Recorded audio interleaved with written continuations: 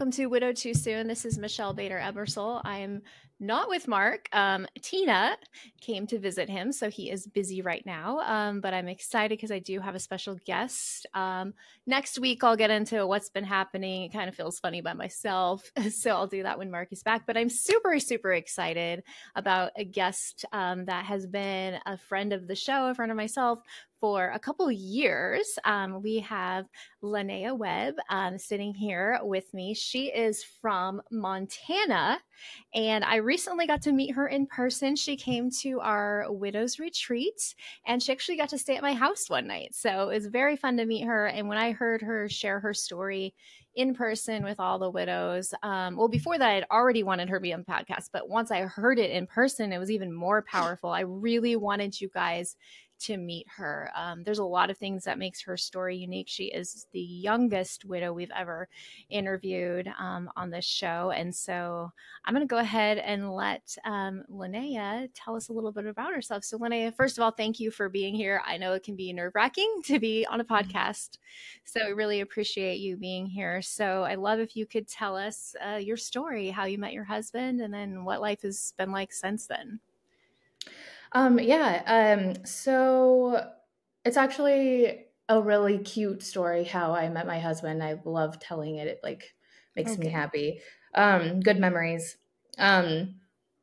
We were actually 17 when we met, and we met in high school, and it was my senior year, and I was in a class that I had taken called leadership, and I had taken it because it was like really good for college applications and whatnot. So I was like, yeah like this will be good. And of course, like all my friends were in it too. So that was kind of a little plus.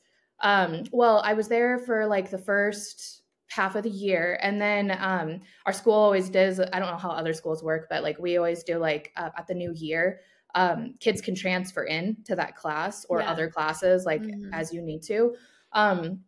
And so Dan had transferred in to leadership class, and I had no idea who he was. I remember they like had him stand up, and they were like, "Oh, like this is Dan. He's our new transfer into the class." And I'm sitting at the table with all my friends, like, "Okay, cool." And so then so come to find out, his friends were actually friends with some of my friends, and so he had come over and he sat down at our table, and it's his first day, and he comes and sits down, and I'm sitting there with my friends just hanging out, and he like is like looking at me, and I was like, okay. And so I'm talking to my friends, and he like stops me, and he's like, I'm sorry. He's like, I just gotta like interrupt for a second. He's like, you have really beautiful eyes. And like the whole table just like stopped and looked at him, and they were like, ooh. And I was like so embarrassed. I was like, oh my goodness. Okay. So I was like, thank you. I appreciate that. He was like, yeah. So then like time went on, and at this time I was actually seeing somebody. Like we weren't officially dating, but I was talking to someone. Yeah. And I remember my friend came up to me in the school hallway, and she was like, Lanaea, I hear that Dan's asking people about you. Oh. And I was like, oh, well, I'm seeing somebody. And she's like, well, that's what we told him. We were like, well, she's like talking to someone right now. And then he had said back like, oh, well, is it like serious? Are they dating? And they were like, no, not yet. And he's like, okay, so like I have a chance. And so he had been asking my friends like what I was like, and all this stuff, just trying to get to know me like through other people. He's curious. And so I'd kind of like forgotten about that. We'd occasionally hang out, and I remember he ended up getting my phone number through like a class list for leadership, and would like casually text me something about school, like as like an excuse. So he had my number that way, and I remember it was Valentine's Day, and I was in class, and I get a text message from him that says, come into the hallway. And I was like, okay, like it's in the middle of class, but all right. So I get up and go out into the hallway, and he's like leaned up against a wall, like all like leaned up.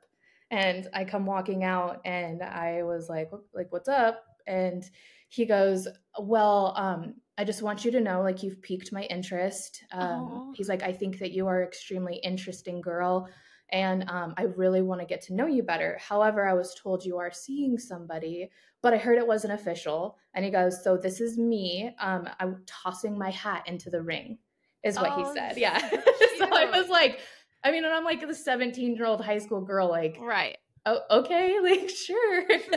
And so then he claps his hands, and his friend comes dancing around the corner with a Oh rose, my like one gosh. single rose. Classic. Yeah. And he hands me this rose, and he's like, this is me telling you I am very interested in you. And I was Wow. like, oh, thanks. So I give him a hug, go back to class, and I'm sitting there thinking, I'm seeing somebody. It's like, this isn't going to go anywhere. Right. And it didn't for a while. And that night, actually, that guy had ended up asking me to be his girlfriend. So then we had officially started dating. So then Dan just became like a best friend. Yeah. He and I became like really inseparable, and we'd hang out all the time.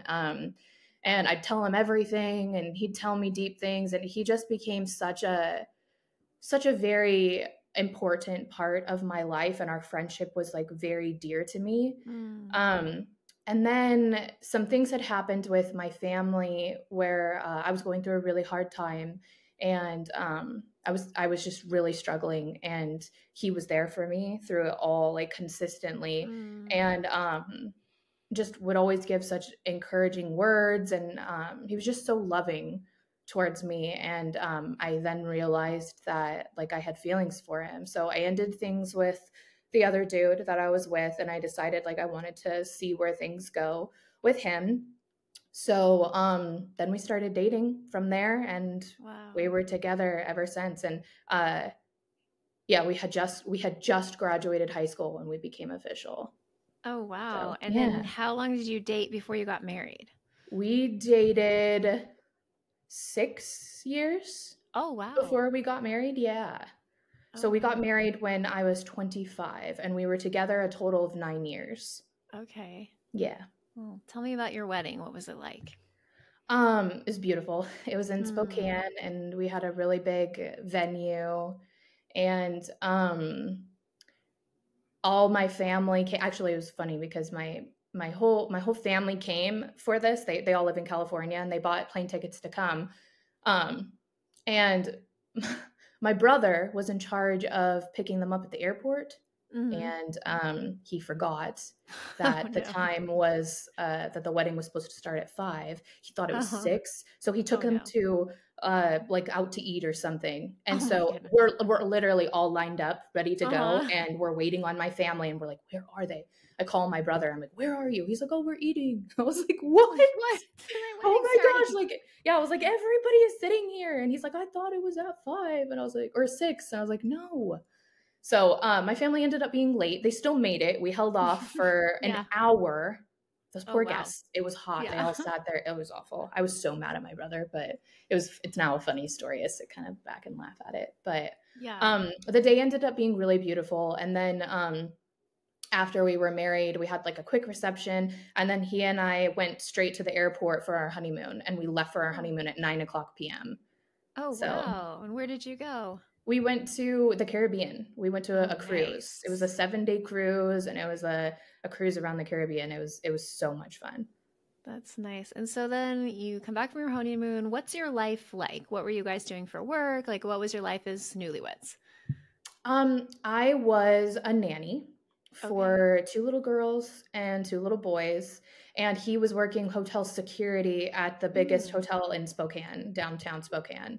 So he was the security person, and I mean, life was it was good, and we've always been just like very connected and like inseparable.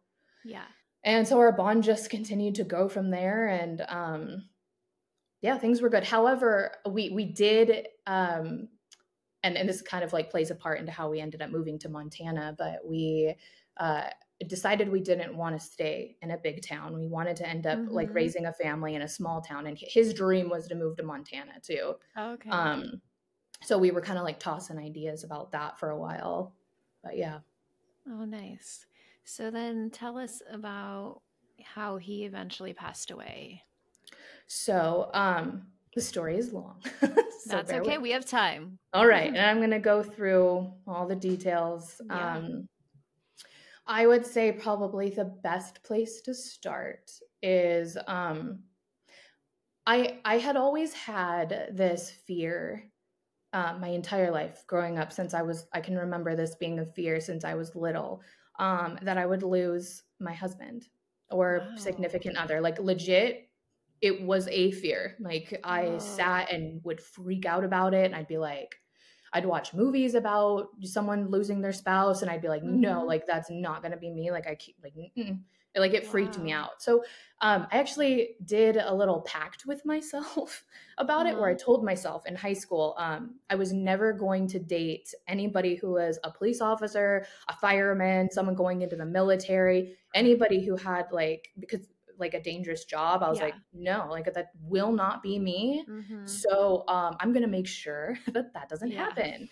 So any guy that I had dated, I would like question them and ask them, well, do you Yeah. have plans of going into the military? And if they told me yes, I'd be like, Wow. be sorry, you're not for me. I can't. Not Mm-hmm. to say that those jobs are not honorable because they are. Right. So Right. much respect. But for me, like that is not the life that I wanted to live. And I like myself, I told myself that that's the one thing I could not handle. Like, Right. give me anything else in this world that, no, not happening. Mm-hmm. So, um, I remember so Dan knew all these fears, and we had been together at this point. I would say this was right before he moved to Montana, probably a year or two prior. Mm-hmm. And I would say 2 years. Yeah, because he went to school for 2 years for this. He sat me down on the couch one night and he told me, I know your fears and like what we've talked about and how you said that that would never be a thing that you'd be okay with. And he's like, but like I'd be lying to myself and to you if I didn't like express this. He's like, but I really have a dream recently of being a police officer. Oh, wow. And I was like, what? Mm-hmm. No. And he sat down and he expressed just very deeply how much this was a passion of his and he really wanted to do it. And so at this Wow. point, like we're 5 years into our relationship, I'm like, okay, well, I can't, like, I'm not going to leave you now. Like, Right. this is I'm in too deep. Like, Yeah. no. So I was like, and I didn't want to like stomp on his dreams either. Mm-hmm. So we had this discussion and I was like, okay, um, this is really hard on me, but I'm going to follow you and I'm going to support you the best that I Mm-hmm. can. And he was like, okay. So he went to school to be a police officer, was Okay. like the top of his class. He was just so good at everything. And he was so honorable too. And I knew that he would make a good police officer. Well, around this time, we started hearing about police shootings happening a lot. Mm-hmm. And police officers were dying a ton, and he was just about to graduate, and he was starting to put applications into big cities all over the Mm-hmm. place to apply for being a police officer. And I started to like panic, like Mm-hmm. hardcore, because I was like, oh my gosh, this is actually happening. And Yeah. now all these police shootings are happening. Like this is so hard on me. So I sat him down on the couch and I just like lost it. I broke down crying and I was like, I was like, I know I said I would be supportive of this. I was like, but I can't. Like, I can't. I'm freaking out. I can't handle Mm-hmm. it. I was like, if something happened to you, like I would lose my mind. Um, and so he heard me, like he cried too. We sat and he like heard me and understood. And he was like, okay. He's like, this is really hard news. He's like, obviously, because like I worked hard for this. And I was like, I know, and I'm so sorry. And he was like, well, we're going to have to pray about this because we don't have other options. He's like, this is what I went to school for. We Right. can't afford for me to go back. He's like, so God really has to open up some doors for this if this is the path I'm going to take. So we sat there on the couch and we prayed like really hard about what to do, that if we were to have a different path with our lives, that God would provide it. Um, he said that he would still, we agreed that he would still like slowly go forward with applying to, he said, smaller towns. But that we're relying on God to open doors if that's what's going to happen. So I was like compromising on that. Like, okay, like at least you're hearing me and we're talking about it. And all right. So it was a week later, literally a week later. Dan had a best friend growing up who, when he graduated high school, he got a degree in agriculture. And he was living in small towns in Montana all across and was hopping to different small farms and would work on the ranch. Well, he found himself in Glendive, Montana. And he got a job working for the John Deere Corporation there. And he was the salesperson. And so this week after our conversation, we get a phone call from him. And they always like talk on the phone and whatnot, so that wasn't odd. But the phone conversation was the peculiar one because he goes, "Hey, I've been thinking." He's like, "What would you think about packing up all your stuff and moving to Glendive, and we could like be buds again, and like you could come here." And he's like, "There's a job opening at John Deere here, the place that I work for, and I really think that you would be amazing for it." Wow. And we were like, okay. And he's like, "Come down, come visit us, meet the company. They want to meet you, talk to them. If you guys decide you like the town and you want to move here, like I'm sure the job is yours if they decide that, yeah, you're a good fit, but just come down and see." So he got off the phone, he talked to me about it, and we were like, "Oh my gosh, maybe this is our answered prayer." So we drove down there for a weekend, and he met the corporation and they loved him instantly, and they were like, "The job is yours if you want it." And we were only there for 2 days too, so this was our last day, and it was a Sunday. And I remember we were laying in bed talking about it, and he was like, "We can do this, this is and it was good pay." And he's like, "This is what we've been wanting. It's even in Montana, we can start our family. It'd be a great, this is great. This is our answered prayer." And so I was like, "Oh my gosh, this is happening so fast." But I mean, yeah, it is an answered prayer. So I was like, "Okay, but one problem, where are we going to live? We don't have a house." And he's like, "Okay, well, let's pull up a page on Facebook or something with the town and see if there's any openings for houses for rent. We can go look at them today." And I was like, "Okay." So we found several people. Wow. And we called the numbers, and we went and saw about 4 houses, and every single house was just a dead end. It wasn't good. And so we were like, "Crap." Well, it was about 6 o'clock that night, Sunday night, and we were going to leave early the next morning. And I get a call from a place that I had left a message at earlier. And they were like, "Hey, got your message. You guys are looking for a house. We have one you can come look at right now if you would like." And so we're like, "Okay." And him and I were driving on our way there, and we were thinking, this is just going to be another dead end. It's not going to be a thing. So we were all kind of slumpy about it. Well, we show up, we look at the house, and we're like, "Oh, this is a good house. This could be our home." And then they go, "Actually, you know what?" He's like, "We like you guys so much." He's like, "You guys just seem like wonderful people." He's like, "If you take the house, we'll knock off $100 off rent for you." And he's like, "We'll keep your spot until you need to come down here, for the next month or 2, however long it takes, and you guys will drop the rent for you as well." Wow. And we were like, "Okay." So we shook their hands, we went back home, and we quit our jobs, packed up our stuff in that month span, and we moved to Glendive, Montana, which was a huge adjustment because we're used to living in a big city. Yeah. And this is a small town of 6,000 people, very tiny. Wow. So he started his job working there. And I found a job working at the daycare center there because I had lots of childcare experience prior to that. And what was so great about our move to Montana was the people that we connected with and the friendships that I made.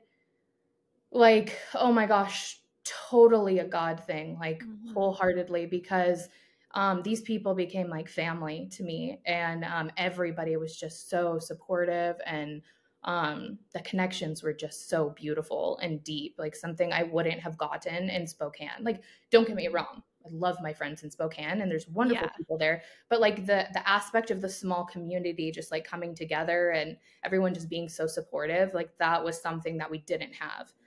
Yeah. So that started our adventure living in Glendive. The next thing that took place was Dan got sick, and he had the flu. And so he had the flu for like a good week, and he was having like really bad diarrhea, and like it wouldn't stop. And Mm. so Dan's boss had actually lost his brother to colon cancer. Mm. And so I guess one of the symptoms was like diarrhea for like a certain amount of time. And so he was all paranoid about it and told Dan, like, go to the hospital, just make sure you're okay. So Dan was like, I'm fine. Like, no, it's not colon cancer. It's just the flu. I'll be okay. And he was like, just go to like put my mind at ease. So Dan goes to the hospital to get checked out for this flu. Well, when they hook him up to the EKG or whatever they call it with the heart monitors and stuff, the nurse was like looking at it, and she was like, hold on, I'll be right back. And so she goes, grabs a doctor, comes back, they start doing like vitals, and they were like, we need to fly you to Billings. And Dan was like, why? And they were like, because your heart rate is resting heart rate at 190. And they were like, they were like, that is not normal. The normal resting heart rate should be anywhere from like, I believe it's like 70, 80 to 90s. Like it should not be that high. And so Dan was like, okay, well, so they take him to Billings and they run a bunch of tests on him, and they figure out that he has an extremely rare heart condition especially for his age. The doctor, I remember us sitting in the room, and he was like looking at his charts and stuff, and he's like, this is insane. He's like, I've been a doctor for a very long time, and he's like, and I've seen all sorts of patients with this. He's like, you are the youngest patient I have ever seen with this heart condition. He's like, this heart condition is seen in like 70-year-old and older people. He's like, so the fact was Dan was 27. Okay. And I was 26. So, or I guess at this time he might have been, I think this was a year prior. So he was diagnosed with this at 26 years old. Wow. And I was 25. So he was like, this is just insane.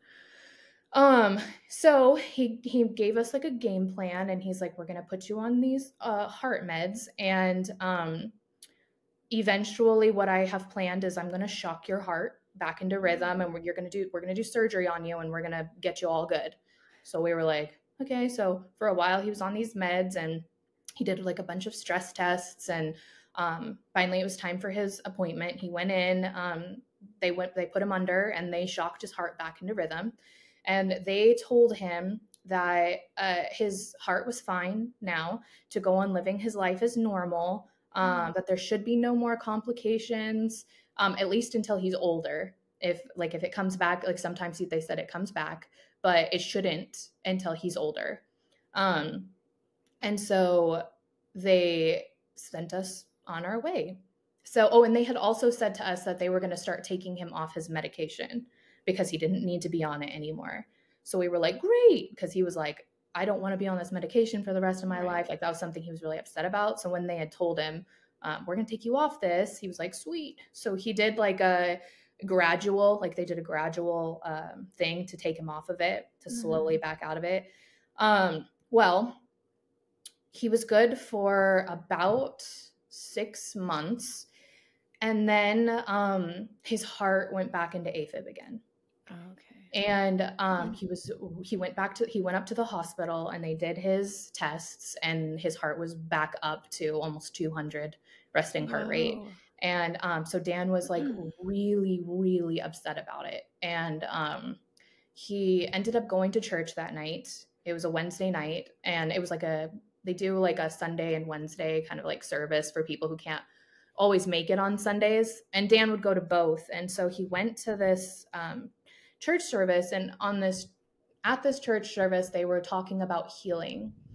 And he had gone up there for some prayer, And he said that they were praying over him and whatnot. And then he said that he just like, which is like crazy to me because I'm like, what? And this was like a crazy experience to him too, because he was just like so like, what?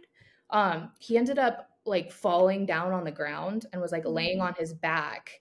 And he said that, and this was his words, he said that when he was laying there, he could feel his heart because he could tell when he was in AFib. He could feel it beating extremely fast. And then he said that he was like stressed and like there was a lot of uncomfortable emotions. And then he said then suddenly like this blanket of peace just fell over him completely. Wow. And he said that he felt like he could feel God reach down and touch his heart with his finger. And then instantly his heart was back to normal. Like he was like, I'm fixed. Like it is not an AFib anymore. So he got up and was like freaking out and like came to me and was like, I'm healed. Like I'm not an AFib anymore. And I was like, what? Like, no, that doesn't work like that. He's like, no, he's like, I promise you. He's like, I'm going to the hospital tomorrow. I will get tests done and I will prove to you I am no longer in AFib. So he did. He went up to the hospital and he goes up to the same doctor and nurse that he had just done the day before. And he goes, run these tests on me again. And they were like, okay. And he's like, I promise you, he's like, I don't know how to explain it. He's like, but all I know is I am not an AFib anymore. And he told his story to the nurse too, what had just happened. And I remember she was like, okay. She's like, well, let's find out. Yeah. So he runs her tests and she was like, she looks at it and she looks up at him and she's like, you're right. Wow. Your heart is completely fine. And he goes, can I have the paper? And she goes, sure. So she prints the piece of paper out for him that shows his heart rate and that he's not in AFib. Wow. And he had it kept in his wallet and everywhere he went with him. That's amazing. And after that, he had like this completely change of like perspective on the world. I remember we were in the car and we were talking about the experience and like how crazy it was. And I asked him, I was like, are you scared at all? Because it came back. Like, are you afraid that that's going to happen again? And he goes, oh, it's probably going to make me emotional. But he goes, Lanaea, I fear nothing anymore. And he goes, I just felt the fact that God can touch my heart with just a finger and heal me instantly. He's like, there is no reason for me to fear life or death anymore. He's like, I have full confidence that God knows exactly what he's doing. And he's like, whether I live 50 more minutes or 50 years, I know that I belong to him and that everything is safe. How could I be afraid? And I remember just sitting there and hearing that, and I was like, wow, like that's crazy. And he said he wanted to preserve the time that he had left here on earth, whether how long it was that he lived, that it didn't matter anymore. He had no worries anymore. So I was like, okay. So then like time had gone on and things were good. He wasn't in AFib anymore. And we had gone on a ton of like about 4 months prior to his death. We had been going on a lot of like getaways together to like bond. And we were going out of town like every weekend to different places. And he had come to me and was like, hey, like Easter weekend is approaching. Do you want to go to Deadwood, South Dakota for Easter? And we'll stay the weekend there. Deadwood was a place that we had spent our honeymoon. And it's a little small town in South Dakota that's like really old-timey, old-fashioned, super big historic town. It was a mining town for a really long time, but there's like a lot of rich history. And Dan was like a huge nerd.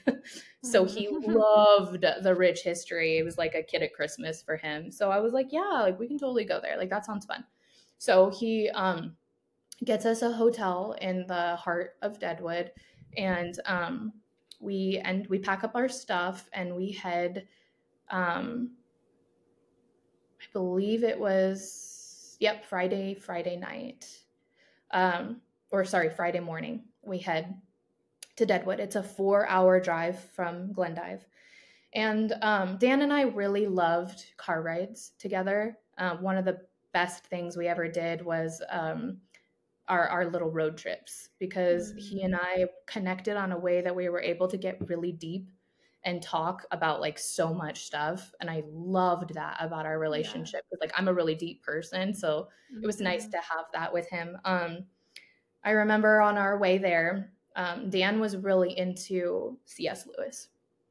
He was like on a C.S. Lewis kick. And I had thought of a book that I had read in high school that I thought he'd really like. And I wanted to get it on audiobook so that we could listen to it on our way up to Deadwood. So I grabbed his phone, and for some reason I like spaced his passcode. And so he's driving. And so I was like, oh crap, like what's your passcode? And so he tells it to me. And then he goes, like literally, this is like so crazy to me. He stops, he looks at me, and he goes, remember this passcode, because if something ever happens to me, this is the key to our lives. Is legit what he said. Wow. And I was like, and this was the day before he died. Wow. One day prior. And so I was like, as he said that, I was like, okay, like took a note of it, but like didn't think much of it. Like, all right, Dan just being Dan, you know. So we head on our way to Deadwood, and we listened to the audiobook. And it was just a great time. I remember we were like holding hands the whole way, and it was so, I remember being like actively thinking to myself how happy I felt. So we got to Deadwood, we had dinner, and then we spent the night there. And the next morning was like, so this would have been his last day. But we didn't know it. Sorry. It's okay. It is a definite raw story, so bear with me. It was a beautiful, beautiful day. It was the night before Easter morning. It was Saturday, and I remember I woke up and he wasn't there next to me. And I looked over at my phone, and there was a text message, and he said, I went to go get. So Dan was a morning person, and I was not. He loved breakfast was his favorite meal of the day, and I didn't care about breakfast ever. And so he knew that. So his text message to me was, you were sleeping, didn't want to wake you, went down for breakfast, be back soon. And I was like, okay. So I'm like laying in the hotel bed, like all comfy, and it's beautiful outside. I remember it being like bright and sunny. And I was like, yeah, like today's going to be so much fun. He comes back into the room, and he has a coffee for me, and he gives it to me, and he jumps on the bed like a kid at Christmas. He's all excited. And he got this brochure from downstairs, and he was like, here is an itinerary of things that we can do. What kind of things do you want to do? So we planned our day, and half of it was all about seeing the historic sites and the museums so that he could just nerd out over it. I remember we walked the day thinking that it was seriously so beautiful and sunny, and warm, especially because like over in Montana and South Dakota, like it's cold, but this day it was so pretty. We were holding hands, and I remember we got a massage, and after the massage, he told me this was the best massage he's ever had. That night we ate at his favorite. He was on an Irish food kick, right? When he died too. I don't know why he was like so interested in Irish food, but we found it like a little Irish pub there, and he was like so excited. So he had his little like Irish food, and then we did another tour. And what was interesting about this is this would have been probably 2 hours before his death. And we're on this tour, and it's ending, and we're about to go back to the hotel. And I remember he was like he always looked at me and would stare at me and just tell me I was beautiful and stuff. But like this time it was like different. He was like looking at me with this like look that was like so different. And I remember I looked at him and I was like, why do you keep looking at me so much? And he was like playing with my hair too. Like I'd be looking at stuff, and he'd like grab my hair and just like play with it. And I just like, I remember it being weird because I was like, you don't normally do it this much or excessively. And there was just something about it. Yeah. And he was like, his answer back to me, because we were walking back to the hotel holding hands when I mentioned this to him. And he was like, I just love seeing you so happy. And I just can't get over the fact of how lucky I am and how much I love you. And it's just, sorry, a very precious, raw moment for me to remember, you know, because it was one of our last moments and I didn't know. So we started our journey back to the hotel, holding hands, talking about how great our day was. And he had told me that we got back to our hotel, and I remember we were laying on the bed and I was laying in his arms, and he was talking about how this was the best day. He said, this is probably one of my top 10 best days I've ever had with you.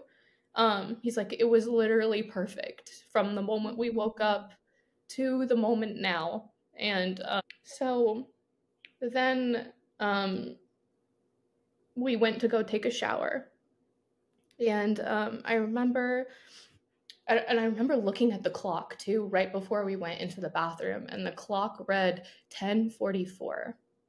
And I was like thinking to myself, I can't wait to like crawl back into bed and go to sleep and just feel like warm and cozy. We got in the shower and I remember feeling like hot. And then I was like, okay, like I'm done in this shower. Like I don't want to be in here anymore. Like let's get out. But he didn't answer me. And I was like, Dan, hello? And at this point, I remember because I had gone to turn around to turn the shower off, and I remember I turned back around, and he at this point was on his knees on the shower, and he wasn't saying anything. And I remember like looking at him, and I was like, "Are you like what's going on? Are you okay?" And I remember he just had this like blank stare on his face, and he was like shaking his head at me, but not saying anything. And I was like, "Oh my gosh, like, are you overheating? Like, is something like is it too hot in here?" Because that was my first thought. So I got out of the shower. I wasn't thinking about turning the shower off either, so I hadn't done that. But I got out of the shower. I opened up the shower doors to like give him some air, and I had him like sit down. And so he sat down back against the shower wall, and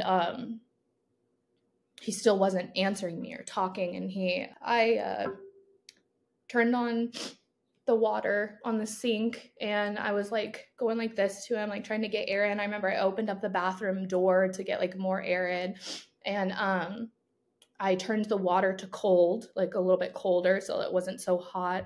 And I remember he started to like, to me it looked like he was having an asthma attack, because he started like gasping and like wasn't breathing, and he was going unconscious. And I remember I sat there and I was like slapping his face, and I was like, Dan, stay with me. Like, what's going on? Like, what is happening? And he wasn't answering me, and he'd go back to being unconscious. And I remember I grabbed a cup of water from the sink and splashed it on him, and it would wake him up for a second. He would like come to, and then he would go right back into being unconscious. And I kept doing this over and over again. And then I was like, oh my God, like something's seriously wrong. So I grabbed my phone off the counter and I called 911, and I was freaking out, and I was like, something's wrong. I don't know what's going on. She asked me to tell her what happened. So I told her what happened prior. And she was like, okay. She's like, I'm sending an ambulance on their way to you right now. She's like, but I need you to run out into because I remember I couldn't think, like I couldn't tell her where I was. Like I couldn't remember the hotel I was in. I was like freaking out. She's like, I need you to tell me what room you're in. And I was like, I don't know what room I'm in. And she's like, you need to go look. So I left the bathroom and I went and opened up the door and found the number, and I came back in. And as soon as I stepped back into the bathroom, I remember I looked up at him and he was looking up at me. And then in that moment, I watched him die, and he was gone, and I started freaking out. And I remember I was screaming, and I was telling the 911 operator that he just died. Like, he's dead. I was like, he's dead, he's gone. Like, oh my gosh, like, I just, like, and she's like, are you sure? And I was like, yes, like, there's no doubt in my mind. Like, I just watched it go. Like, he's not there anymore. And she was like, I need you to start CPR on him now. And I was like, I don't know what, like, I had taken CPR training, but at this point, like, my brain was so, like, I didn't know what to do. And she was like, you need to get him on his back first, like flat on his back, because he was up against the shower. And so I turned the shower off, and I got into the shower, and I remember I grabbed his legs, and I was trying to pull him and pull his body flat to his back. But I mean, it was dead body weight, and it was so heavy, and it was slippery too. So like, I was slipping, and I couldn't pull him. And I kept telling her, I was like, I can't move him. He is too heavy. And I mean, Dan was a 6'4", huge man, like ginormous. So I was like, there's no way, like, this isn't working. She's like, and it was taking too long, like this. And I was like, I don't know, like, what am I supposed to do? And she was like, is there like a ledge or anything on the shower? And I was like, yeah, there's like a tiny, because it wasn't a bathtub, it was just a ledge. She's like, okay, pull the door. And she's like, flip him over onto his back, over off the ledge. So I remember I got out, and I went the other way, and I was trying to pull his body up and over the ledge. And oh my God, it was horrifying. And so then she's like, you need to start CPR now. She's like, wherever he is, wherever he's laying, you need to start it. And so she told me what to do. And I remember I was trying, and it felt like forever. And I was screaming at her, and I was telling her that that this was taking too long, and that I can't do this, and that it wasn't working, and where are the paramedics? And I remember at that point, I'd just lost it even further, and I just started screaming. I started screaming for God to help me and to save him. I kept saying, please save him. Like, I can't do this. And then at that point, I heard the knock on the door, and I went to open it, and they came in, and they grabbed him off the shower, and I remember they moved him to the hotel floor, and at this point, I dove behind the hotel bed on the other side, and I remember I sat on my knees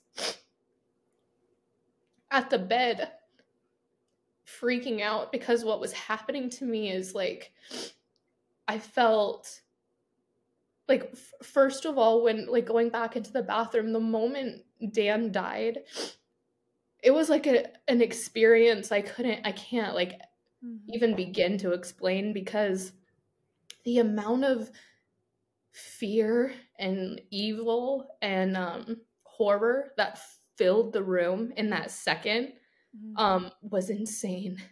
I have never been so afraid in my entire life. It was horrifying. And so back when I was kneeling on the ground at the hotel bed, I remember I felt pain just shoot through my entire body. Pain was going through my fingertips, and my joints were aching, and my body was cramping everywhere, and I thought I was dying. I legit sat there and was like, I'm having a heart attack. I am dying right now. And but I couldn't bring the words to ask for help, because I was in so much shock. And I remember I just crawled up. I crawled up on the hotel floor in fetal position, and just sat there with what am I supposed to do? And I remember thinking, I am alone, and I'm so scared, and I don't know what to do. And it was then that I felt two hands grab mine, and I remember I looked up, and there was a police officer holding my hands, and he was laying on the floor with me, and he goes, "What is your name?" And I remember trying to say it, but like nothing came out, like I couldn't speak, and he was like, "What is your name?" And I remember I tried again, and I said it. I said, "Lanaea." And he goes, "Lanaea, look at me right here in my eyes." And I remember it was so hard to make eye contact. Like it was like my body just couldn't, like it wasn't able to do it. But I remember I kept trying to like look at him in his eyes, and he was holding my hands, and he looked at me in the eyes, and he goes, "My name is Aaron." And he's like, "And I'm here for you, and you are not alone." And he goes, "And I want you to know that no matter what happens, you are going to be okay." And in that moment, like, I needed to hear that, because I thought I wasn't going to be okay. Like, I needed somebody to be able to, on a human level, like, connect with me and tell me that I was going to be all right. And so he laid there with me for, I don't even know how long, but he was like just talking about his life and like who he was. And I remember feeling so comforted, and I remember thinking like, please don't leave me, like do not leave. And then suddenly he was like, "Lanaea, they have taken Dan to the hospital. I need you to get up and get some warm clothes on, and I'm going to take you there." And so I was like, okay. And so I got dressed, and I remember he was like, "This is super important." He's like, "When we pass by the bathroom," he's like, "I don't want you to look. I want you to look." He pointed to his shoulder. He's like, "You will look." He's like, "You see the name officer across my back?" He's like, "I want you to stare at that and that only." And he's like, "Let's go." So I followed him, and we were in the car, and he drove me to the hospital, and they put me in the waiting room. And he sat there with me. And then the doctor came out, and she said, "Are you Lanaea?" And I was like, "Yeah." And she goes, "I'm so sorry." She's like, "But we couldn't save your husband." And I remember, like, when she told me those words, I was like, because in my head, I kept telling myself, like, I was in so much denial. Even though I had just watched him die, I told myself over and over again, I was like, it's gonna be okay. Like, he's fine. Like, they're gonna revive him. He's not gone. I was like, it's gonna be all right. We're gonna go back home to the hotel and tonight, and we're gonna lay in bed and laugh about this whole thing and talk about how it was such a crazy experience, but we're gonna be okay. That's what I kept telling myself. I was like, this is not happening to me right now. It's not.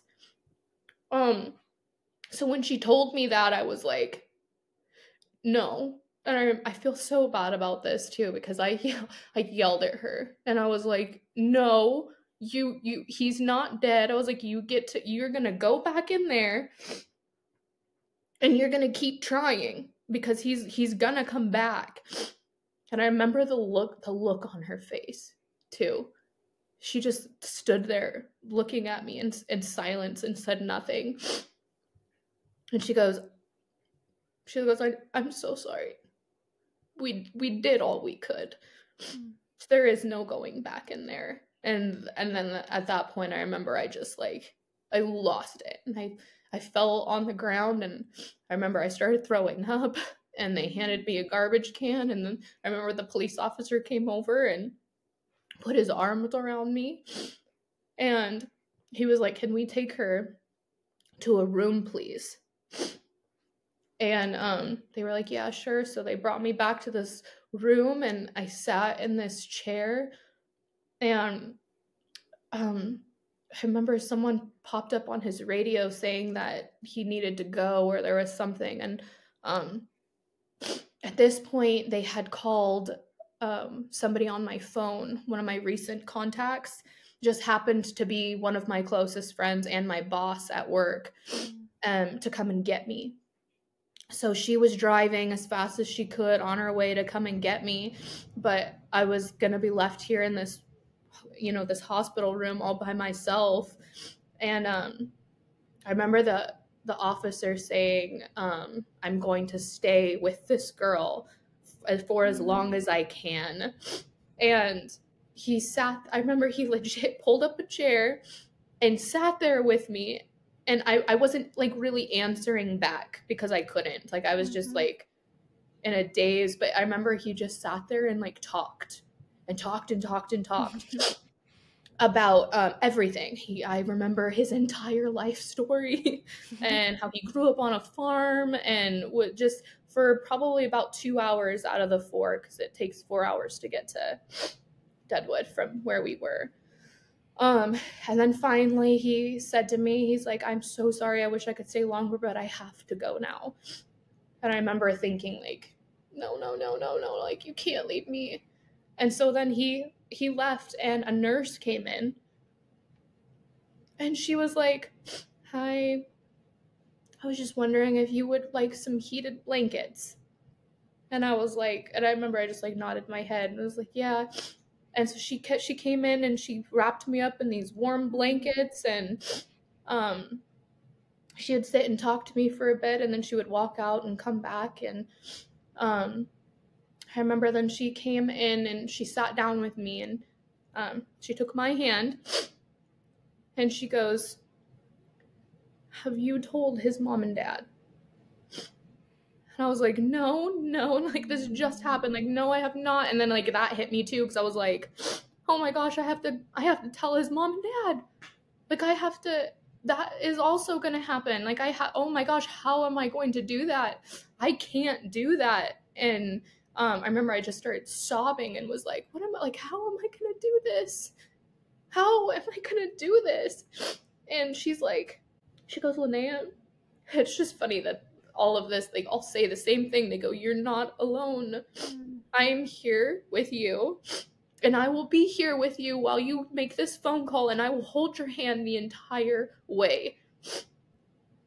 So this nurse sat and held my hand, and I made the phone call to his mom and dad and told them that Dan had just died, and I had to hear them just lose their mind on the phone and break down crying. And I remember his mom had said, what are we gonna do? Like, what am I gonna do?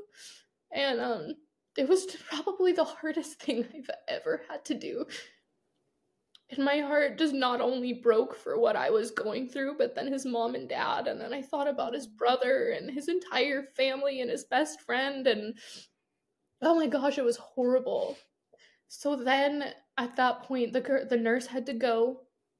And so I was by myself in the hospital room.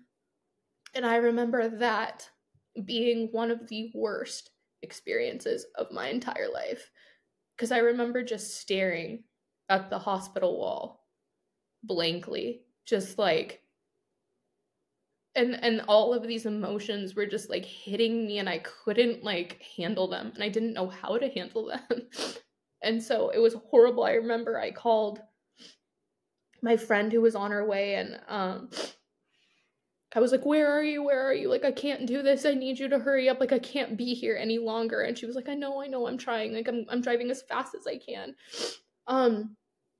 She finally made it to me, and I remember she had her mom with her, so her mom drove me and Dan's pickup back, and I rode with Chanel in her car. And I remember she told me as we were driving back home, the roads to Deadwood are like really back country roads, with like open field and whatnot. And she had driven all night. So at this point, like dawn was breaking. It was like 5 o'clock in the morning, and we were headed back home. And I remember we were driving on the road, and as we were driving on the road, there was deer everywhere, like all on the road, all on the sides, like tons, like the most deer I think I've ever seen. Like I was like, holy crap. And so I didn't think anything of it. And then she like chuckles And she's like, this is insane. I was like, why? And she was like, because getting here, she's like, driving in the middle of the night, she's like, I was on the road, it was pitch black out, and we know that deer are all over the road. And she's like, I don't know how I was supposed to get to you in time and go as fast as I could. She's like, I was going 100 miles per hour to get to you. And she's like, and I was praying the entire time, God, keep the deer off this road. And she goes, and the entire way we did not see one single deer on the road. And she's like, and now that it is daylight and we can see, the deer are everywhere. They were all over the road. We had to stop like 5 or 6 times for like 5 deer just standing on the road. Wow. And she was like, it was almost like God parted the Red Sea for you to get through and get to me. And so like that was wild to me. So I was like, that's crazy. And then I remember as we were driving, one of the hardest parts about going through grief, especially when you first lose somebody, was all the memories were like pouring through at once.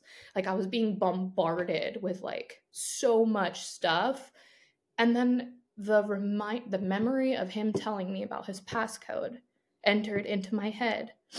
And I was like, that is insane. Like, and then remembering him looking at me in our last days and like all of the things that like my entire life leading up to this was like flashing into my head of like, what?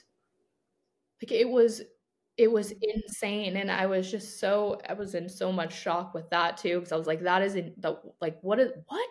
You know? So another crazy part is when we got back home, somebody called my family and my brother and whatnot and talked to them. And the crazy thing is, so my mom and dad live in Costa Rica. Okay. And this was when COVID was still like kind of around. And you had to get COVID tested before you could leave the Costa Rica to come into the States. So when they told my parents that what had happened, my dad so my brother lives in Spokane, but my dad just so happened to be in the States when Dan died for a pickleball tournament in Florida. So when he got the news, he had already taken the COVID test. He was already in the States, so he could get to me quicker. My mom, on the other hand, couldn't. It took her several days to get to me. She did the rapid COVID test. Everything went wrong when she tried to get to me. It was horrible. But my brother hopped in his car right away when he found out and drove all the way across state to come and be with me. And then my dad was able to make it the following day. So I had my dad and brother there with me the first 2 days after Dan's death. Sadly, my mom wasn't able to be there, but it's crazy to me to think that I wouldn't have even had my dad if he hadn't happened to be in the States at that exact time. Like he had literally just gotten there the day before. Wow. So it was just like the timing was like so perfect. And like looking back on it in hindsight is crazy because I see God working through the entire situation the entire way. Like he was preparing so many different things and setting it up so, that he'd show me that he was there because I needed that. I remember the day after Dan died, waking up the next morning and sitting on the edge of my bed. And I remember thinking to myself, there's no way I can do this. I was being hit with so much pain and emotion that I didn't even knew existed. Like I've lost people before. I've lost a friend and I've lost a grandparent, and like I thought I understood grief and pain, and this was just a whole new level of pain that I was so shocked by. Like I guess there isn't really any preparing anybody for it either. Like it's just It's crazy, but I remember thinking there is no way I could do this, and I remember being angry.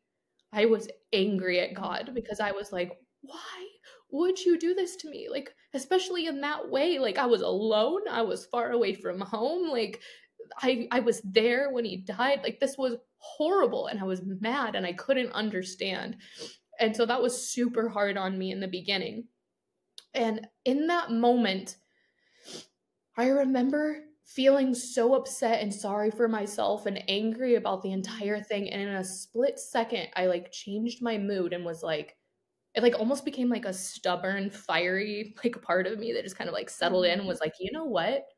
No."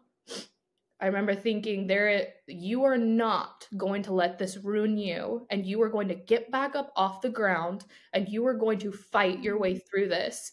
And at that moment, it was like an imagery of I felt like I was running to God's feet and clinging to his leg like a child to their father's leg. Like, that is exactly what it felt like. It was like, I have no idea what you're doing right now. I have no idea what your plan is. I don't like it, but I am going to sit here and hug the crap out of you, of your foot, and hope for the best, you know? And so that moment changed the entire course of my widowhood going forward. I was still upset, don't get me wrong. Did I still not understand 100%? Was I still mad? Yeah, I was. But I trusted, and I told myself that God has a plan. And I kept going back and forth to the memory of his death during this time, and one of the things that I remember most was I remember when Dan died and I was crying out to God, and I remember thinking, "Where are you? What are you doing?" I just lost my train of thought. I'm sorry. That's okay. Oh yeah, I thought to myself in that moment that God made a mistake when God died, or when Dan died. I was like, no, you messed up. Like in my head, I was thinking, you weren't looking, like you weren't paying attention. Where were you? You weren't there to save him, and now it's the end. Like, what happened? You messed up. God made a mistake when Dan died, is what I kept thinking. And when I was sitting on the edge of the bed and I remember all these emotions going, Dan's voice popped into my head, and it was something that Dan used to say to me all the time, and his answer back to me was, "Lanaea, God does not make mistakes." And in that moment when that realization that hit me was like, you know what? This is true. And if he doesn't make mistakes, it means that there is a plan, that he knew that this was coming, that he's there for me, that he's not going to leave, and that there is something bigger out there that I just can't see, because God doesn't make mistakes. And that was like hammer on the head right there, where I was like, okay, okay, here we go. So, from then, it was about 3 days after his death, we traveled back to Spokane for his funeral. And funeral preparations was horrible. There is nothing there is no preparing anybody for that, really. It's awful. All the stuff you have to deal with, all the paperwork, all the funeral home arrangements, and figuring out if you're going to cremate them or bury them. And in that moment, I mean, I'm sure everybody here can relate, but when you are in that much grief and pain, you can't think or make decisions at all. So having to make so many so soon was awful. It was incredibly stressful, and I hated it. And you're in this crazy brain fog too. Yeah. So you're like, how? Luckily, I did have a lot of people who helped, and that was wonderful. So anyways, sorry, it's just caught on me. It's okay. Funeral preparations were really hard, and I remember I made the video for him for his memorial, and then I spoke at it, and I gave a speech about him and God. And what was really crazy. And we shared, obviously, like Dan's faith, and there were a lot of people there who weren't Christians or believers. And the after effect from the funeral was crazy to me. And it just kind of set in motion the realization how God is going to work through this. Yeah. Because from the get-go, after my speech, I had people coming up to me and pulling me aside, and I was getting Facebook messages of people saying, I don't necessarily believe in God, but now you have my entire curiosity piqued. Wow. I had some people saying that they used to fear death and now they no longer do, and that I've brought like a piece to them, and like Dan's story and everything about like his, because I shared the heart story too at the funeral. And there was also a person who shared Dan's story with a coworker who apparently had needed prayer, who wasn't a Christian, and he said the guy just bawled his eyes out, and he sat there and prayed over him over this thing, and like that his story was touching different people's life. Which was so crazy, because I was like, wow, like, all right, so like it's working, like he's doing works through what has happened. So then one of the next interesting things that took place is we went back home, and the funeral was over, and you start to get back to your life. And man, that's awful. Yeah. So you were 26 at the time, is that right? 26, yes. 26, wow. Yeah, and he was 27 when this happened too. So yeah, we were very young. The getting back to normal life was really hard, and I remember not being able to get out of bed. I couldn't sleep. I wasn't eating. It was horrible. My mom did stay with me though for 2 months after his death, and so she was there taking care of me and helping me get out of bed and making me take walks and stuff. I remember there was one morning that I, in particular, was having a really hard time getting out of bed. I just couldn't, like, the pain was just, I didn't want to move. I was just laying there, and my mom was like, you need to get up. Like, this isn't good for you. And she's like, what if we like go for a walk, or we do this? And like, none of it sounded like I just wanted to lay there. And she's like, okay, well, as you lay there, she's like, just for a little bit, I'm not going to let you stay there forever. She's like, but you can lay there for a little bit. And as you do that, I'm going to like go through your room and like organize some stuff for you. I was like, okay, Mom, like go do what you want. Yeah. So she starts going through my stuff, and she finds on the very top of my shelf a book. And she picks it up. She's like, oh, what's this? And I was like, oh, that was a book you sent to me like probably 4 years ago. And I forgot it was there. I had no idea. Like I didn't even know where it went, but apparently it's been up on that shelf and I didn't know. And she was like, oh, she's like, I don't really remember this book. And the book was called Hope in the Dark. And she goes, well, how about we read this book? We didn't know what it was about. And she was like, but like maybe it's good. Like like get your mind off of it. Yeah. So I was like, okay. And she's like, I want you to read. Like you read to me out loud. And so we laid there on the bed and I started reading. And the very first sentence is, this book isn't for everybody, but if you have found yourself in a complete position of pain and grief and sadness and loss, this book is for you. Wow. Yeah, and I was like, what? Like, what? Wow. So like this God book just placed it there. Like, oh yeah, like the timing was so perfect. yeah.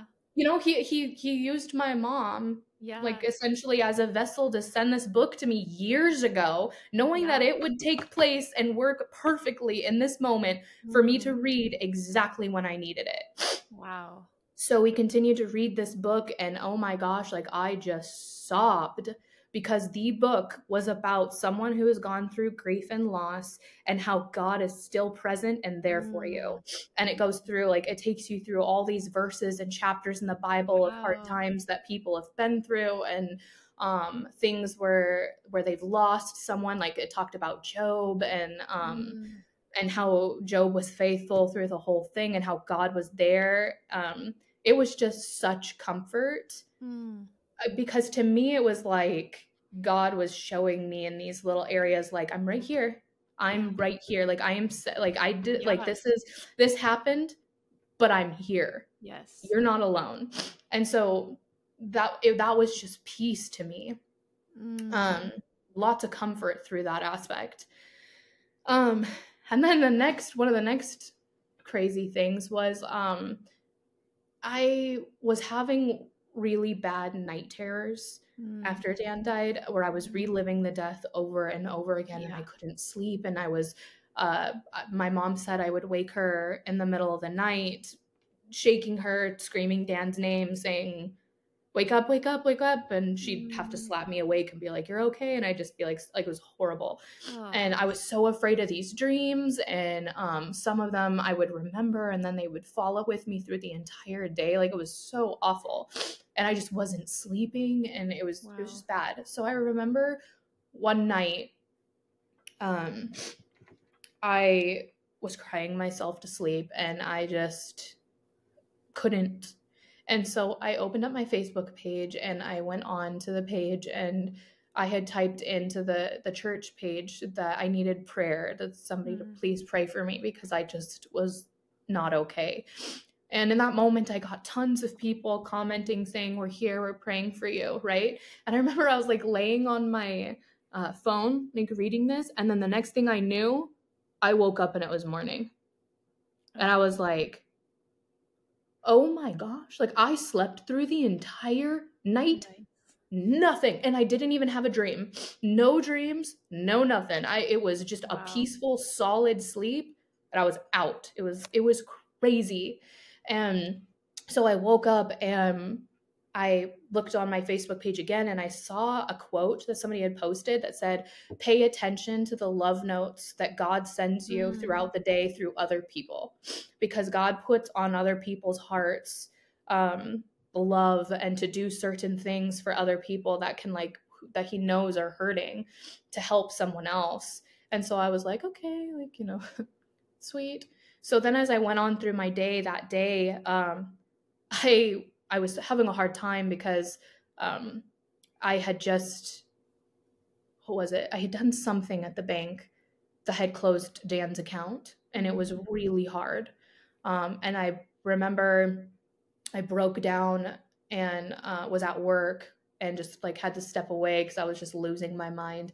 And one of my coworkers actually, she wasn't my friend at this time. She was very new to working there, and so we weren't very close, but she was a coworker. Well, she walks in with a big bouquet of flowers for me and hands them to me, and she's like, I just thought that you could use a smile, so I brought you these flowers. And then another person who doesn't even work there shows up to the daycare with a ton of goodies. Like, she had brought in flowers. She made me a t-shirt. She wrote me a letter saying how proud of me she was, and like that she loved me and was there, had my favorite treats and drinks. And she was like, I just thought you could use this today. It was just like, and then that quote popped into my head of like, I got into the car after work and I just started bawling my eyes out, and my mom was like, what's wrong? And I told her, I was like, I saw this quote on Facebook that said, pay attention to the love notes, and then here's all these people, like, on the day that's super hard for me, they're like sending me love. Like, it's like God again showing me that he is here through so many things, like not just, the comfort that he provides, but like through other people, through circumstances. Like, I'm truly not alone. And like that again was so comforting to me. It was like he was constantly just talking to me through little things throughout the whole experience. So yeah, that was another really amazing thing. And then this one's a really interesting one, actually. My mom at this point had left, and I decided it was time to go through Dan's phone.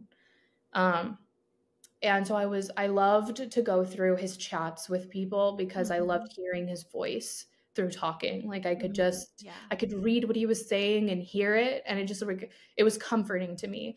So I saw on his Facebook that he had an unopened message from a friend that he had known since he was younger. And I knew this friend back when we lived in Spokane.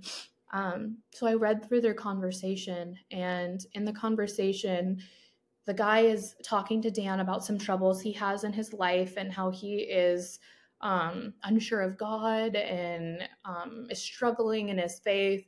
And so Dan sat and like talked him through this over a message. And then the friend says to him, "Is there anything that I can pray for you for?" And Dan's answer is like insane. Okay, you ready for this? Yeah. Dan says back, I would like you to pray for me that I be strengthened to be an excellent sacrifice for the Lord's plan. Pray for a soft heart for me, and that my wife will be supported and visited by the Lord, that she will humble herself and rediscover her love for the Lord, and pray that the Lord will accomplish his will and forgive our stumbling and frustrations according to his plan. Whoa. And when I read that, I was like, oh my gosh, like he was praying about his death without even understanding it. Right. Like he didn't even know. And he was literally praying about the circumstance that was just about to happen. And this message, this conversation had happened 2 weeks prior to his death. Wow. It was like insane. And the craziest thing about that is like I felt so supported and visited by God through Dan's death that it was almost overwhelming. Like I've been a Christian my whole life. I grew up a Christian as a little girl.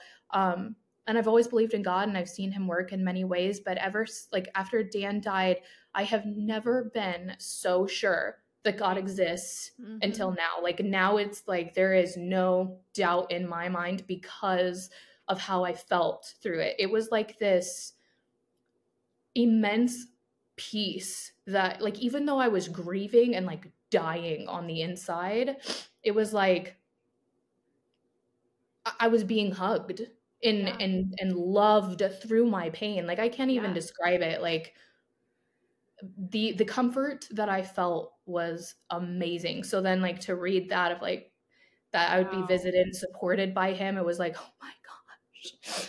Like this is crazy. And then it jump started even further like my faith. Like I was from then on, I was like, oh my gosh, like this is incredible. So it's just crazy to see that he was praying for that and didn't even know.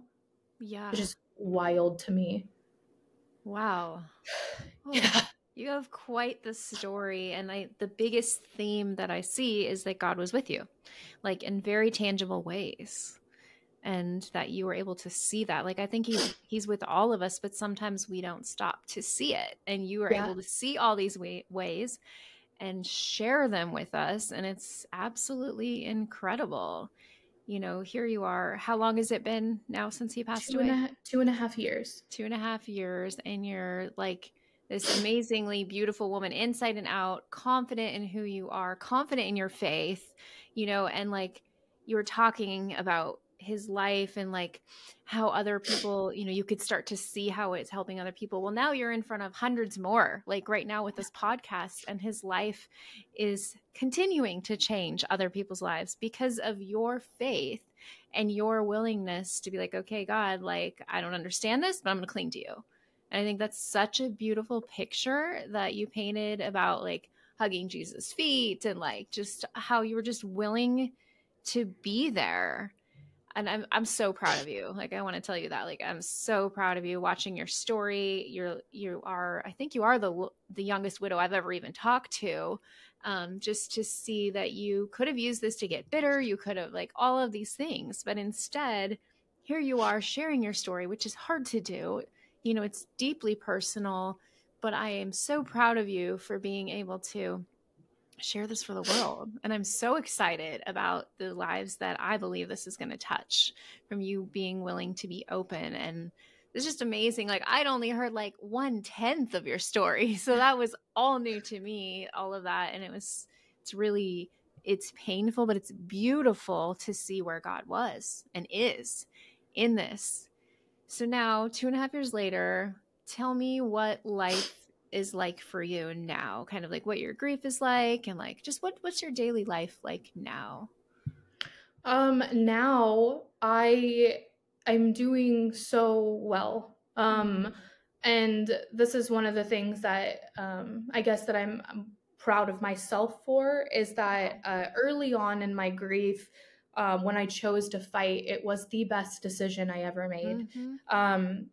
Did I want to sit and sulk in my pain? Absolutely. Mm-hmm.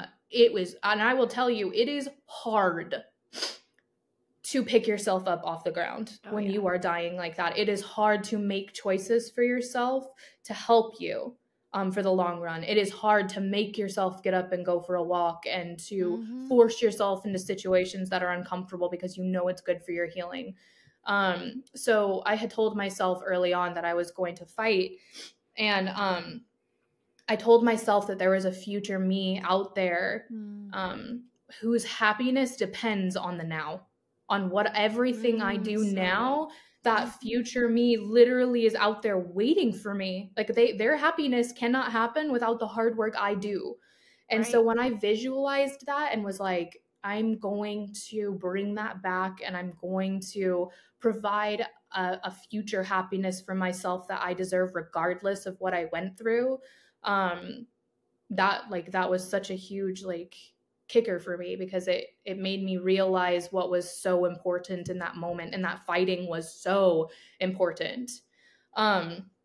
So I started fighting hard for it, and it paid off. Like, it was a rough road. It still sometimes is. But what's so wonderful about now is like that future me that I was 2 years ago envisioning is the me now. Right. Which is so crazy to think about, that this me is what I was fighting for. Yeah. And I am so happy that I did, because my happiness has returned. I do enjoy life so much. There's been, I have a new outlook on life. I see things so much different. I value a lot of things differently, and more importantly, my happiness is bigger when I'm happy, and my love is bigger when I love. Like, it's like all these emotions that I had before Dan's death are now like times 10. Right. Like, I thought I was a lovey, emotional person now before, but now I'm like, all right. There's a lot more now. So yeah, the healing's been good. I have been going to therapy. I do trauma therapy. Good. That was a hard decision to do, but it has been beneficial. One of the things I did do that was really hard was I told myself that I would never go back to Deadwood ever again, because I was like, that place is hell for me. Like, there's no way I could do it. Well, throughout my healing, I read a lot of books, and I researched a lot because I wanted to know what I could do for myself to help myself. And one of the things that they encouraged was feel your pain. Like, you really need to go through it. Like, one of the things I remember you saying it really helped me through my journey.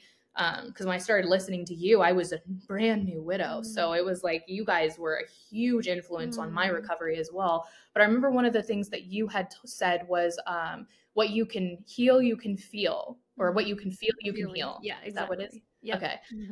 So I was like, and so I kind of researched further into that and dug into it. And I was like, what they're saying is true. Like, do not hide your feelings. Like, you need to dive into it and let yourself feel. So I was like, I made the decision on the 1 year of Dan's anniversary to take Dan with me, because I cremated him. So he's in a box. I took him with me to Deadwood. My mom came, and to process that entire place and everything that I had been through. And so I sat outside the hotel and just mourned what happened. And I could only be in Deadwood for about an hour before it was too much on me and I had to go. But the fact that I made it there and I put myself in an extremely painful position to help myself, especially because like one of the biggest obstacles with Deadwood was even just hearing the name. people would say the name, like everyone here in town loves Deadwood. So like people Oh. would say it, talk about it. They Mm-hmm. wear their merchandise and I'd see people with sweatshirt. And like Oh. anytime I saw it or heard it, like it made Yeah. me cringe. Like it would almost put me into a sense of like a mental breakdown just by Mm-hmm. hearing the words, because that place just brought so much pain to me. Mm-hmm. So I had told myself, I was like, like this is no longer going to control me. I do not want this to control me for the rest of my life. I'm going to Right. take back that power. So Wow. going to Deadwood was a huge step for me. And it helped so much. When people start, after I noticed when I came back, when people would say the word Deadwood, it didn't bother me as much. Like I could Mm-hmm. handle it better. So I was like, okay, so like this is the process and it is Yeah. working. So then I did it again on his 2 year. I went again and it was so much better this time. Um, I actually found moments of happiness. I Mm. wanted to tie Deadwood. My goal is for it to be a place of good memory, Yeah. because essentially what Dan had told me was that was his best day. That day Yeah. was beautiful to him. He Mm-hmm. loved Deadwood. Like that was such a beautiful place for us. And it was also the last place we had such a wonderful time. So Yeah. I want that to be a very cherished memory. So my goal is to push past that grief and work through it so that it can be a place of peace. So this second time that I went was so much better, and I did find joy in it. I actually Mm. bought a Deadwood sweatshirt, which Wow. was hard to do. Like I really had to Yeah. be like, okay. And then I forced myself to wear it. So I Wow, started I'm so wearing proud of it, you. and now I wear it and I'm like happy about it. Like I don't Yeah. have weird feelings tied to it. And then I plan to go back again on the 3rd year, Mm-hmm. back in April this coming year, to do it Mm-hmm. again and get more healing. Wow. So That's yeah, amazing. the healing process has been hard, but it's good, and it's paid off for the me now, and life looks good for me, and um, I'm doing a lot better with like my memory is still awful, but Yeah.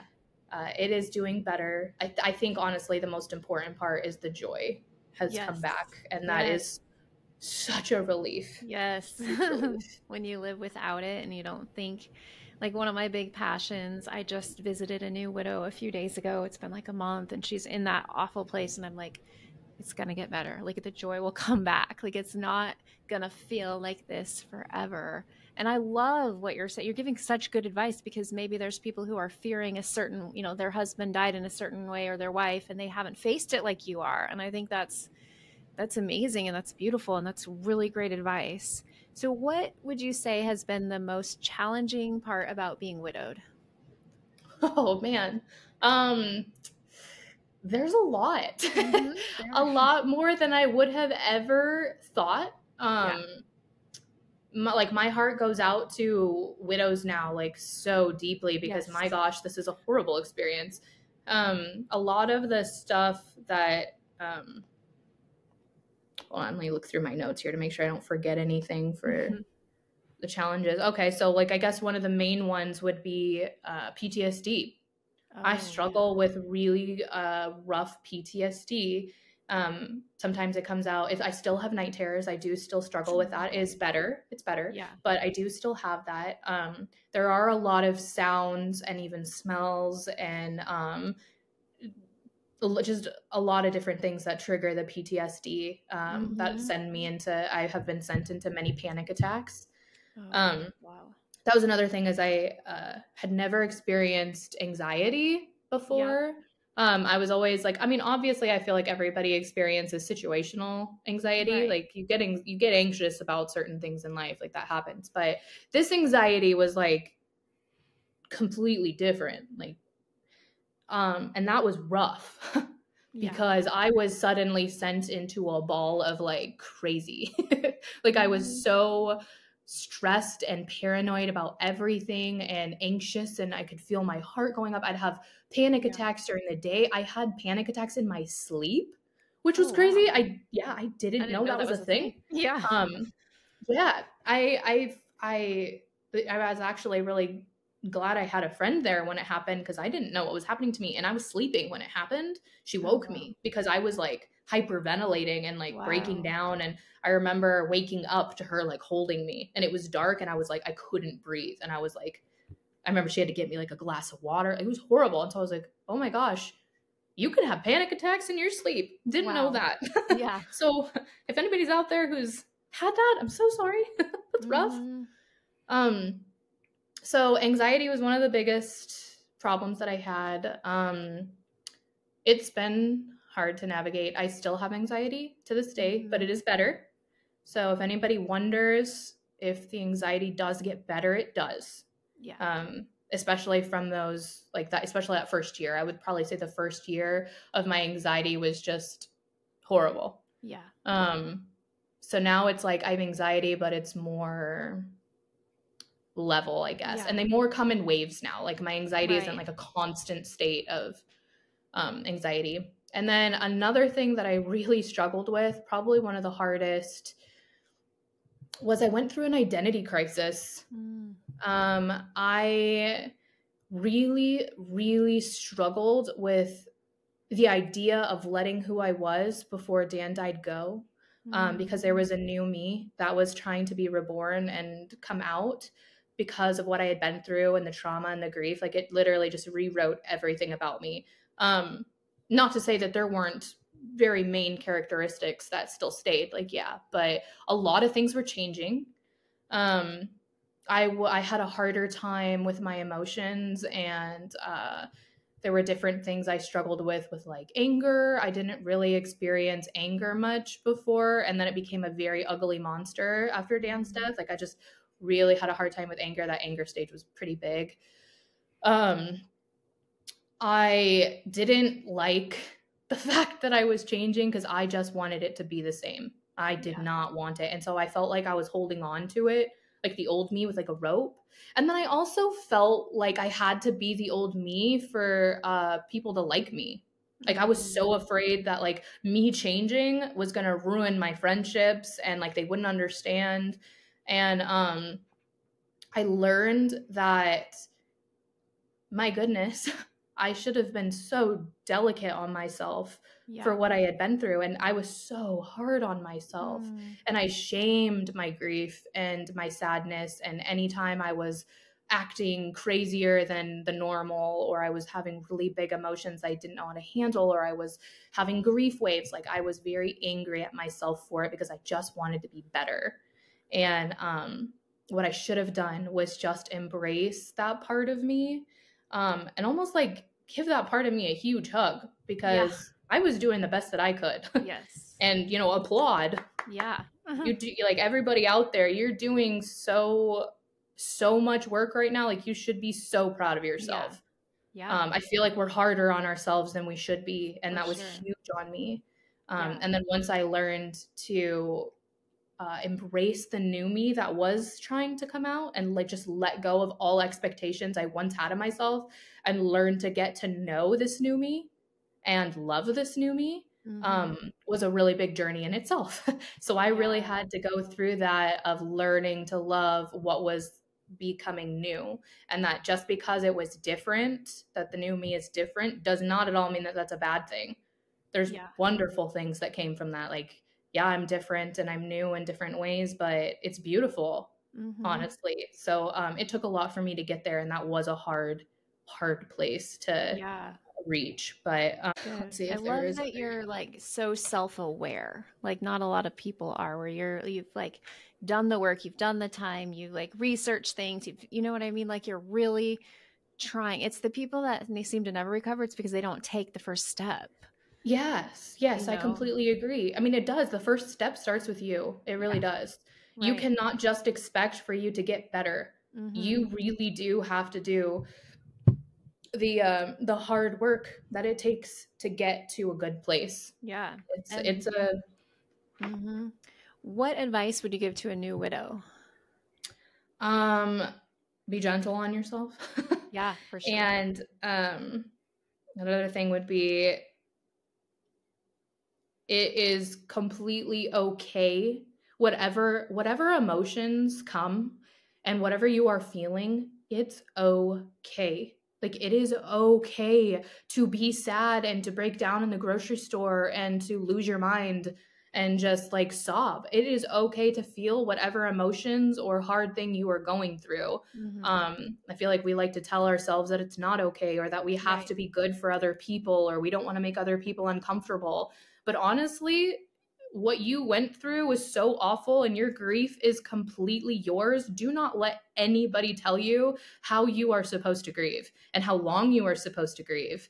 People don't understand if they haven't been through this, and I mean that's a Mm-hmm. blessing on their part. We don't Yeah. want them to understand, Right. but I think it just takes the idea of knowing like they mean well, and because they don't understand, they aren't able to give that advice. But don't take that advice and internalize it negatively. Take So it and good. be like take it and be like, this is mine and I deserve to feel the way I am feeling, and I will get through it, and it's okay. Like, that's the biggest thing. That's so um good. Great advice. I and love then that. my next biggest piece of advice, that honestly helped me the most, is God. Yeah. Hold on to him, because I promise you he is there and he cares. One of the biggest realizations I had is that when Dan died, I have no doubt in my mind that God hurt for me and with me, Mm-hmm. and that he was sad, just as sad as I was over what happened, and that he understands. He Mm-hmm. knows what you're going through, and he knows how hard it is. I think there's a Bible verse. Yeah, you've said it, that God is close to the Yes. brokenhearted and the Yes. widow. Like, Yes. he gets it, Yep. and he's there for you. And I promise you, he is not going to leave. Mm. Even if you think that he's not there, he is there every step of the way, and that's huge. And he'll guide you through it. And that is the experience on my part. Is I Mm. honestly think, if I wasn't a Christian and I did not know God, I don't think I would have been able to do this. Yeah. Honestly, Yeah. it makes all the difference. Oh, so much difference. Great advice. So, were there any specific songs or verses that have helped you through your hard time? Yeah, one of my favorite verses that helped me, which is actually kind of an interesting tie-in to Dan and I's lives earlier. Dan and I used to sit and memorize Bible verses. One time we were like, hey, we should memorize verses and put it up on a whiteboard and quiz each other once a week. Oh, I love Like, that. we were, yeah. So we actually had this verse for years up on our whiteboard. And it's funny because it ended up being one of the biggest verses that helped me through my grief. And it was Wow. Joshua 1:9. Be strong and courageous. Do not be afraid. Do not be discouraged, for the Lord your God will be with you wherever you go. So So good. that's really, yeah, that one just really touches my Mm, heart big time. And then again, it's just interesting that that happened to be the verse that was on Dan and I's whiteboard for a really long time. yeah. Wow. That's so great. I love all your advice, all your just everything that you shared has been so amazing. So I have another question. I didn't prep you for this. But this is something that people are always curious about. So what are your thoughts on dating again? Yeah, so at first I will say I was like, no. Mm-hmm. There is no way. Like, I can't. Not only for the fact that I still felt like in love with Dan and I just Yeah. couldn't, but also for the fact of like losing someone again. Like, that was the biggest fear. I was like, I can never love again, because if this happens to me again, no, like, I can't. The fear of even Right. risking that was like too great and too big, that I was like, I'm gonna completely stay away from that.